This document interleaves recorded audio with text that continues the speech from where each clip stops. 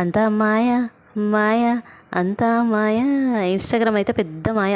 దేశంలో ప్రతి ఒక్కరు వాళ్ళ లైఫ్ పార్ట్నర్తో చాలా సంతోషంగా ఉండి ప్రపంచాన్ని మొత్తం చుట్టేస్తూ సంతోషంగా ఉన్నట్టు ఫోటోలతో డిప్రెషన్లకు తోసేసే అప్లికేషన్. లింక్డ్ఇన్ అయితే అందరూ ప్రొఫెషనల్గా ఏదో ఒకటి సాధిస్తున్నారు, ప్యాకేజ్ అప్గ్రేడ్ చేసుకున్నారు, పెద్ద కంపెనీలో జాబ్ తెచ్చుకున్నారు, స్కిల్ సెట్ అప్గ్రేడ్ చేసుకున్నారు అని అఫీషియల్గా ప్రొఫెషనల్ విషయాల్లో డిప్రెషన్ తప్పించే అప్లికేషన్.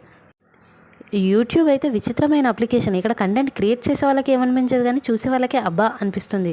అప్పుడెప్పుడో చూసాను నేను, గోచీలు కట్టుకొని మరీ కంటెంట్ క్రియేట్ చేస్తున్నారు, దాన్ని జనాలు చూస్తున్నారు కూడా. ఇలాంటి స్టంట్లు బోలెడు.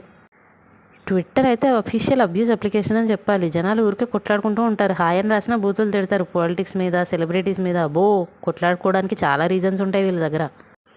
సోషల్ మీడియా శకానికి నాంది పలికింది ఫేస్బుక్కే అయినా ఇప్పుడు దీన్ని బిజినెస్ పర్పస్కి తప్ప ఎక్కువగా ఎవరు వాడట్లేదు.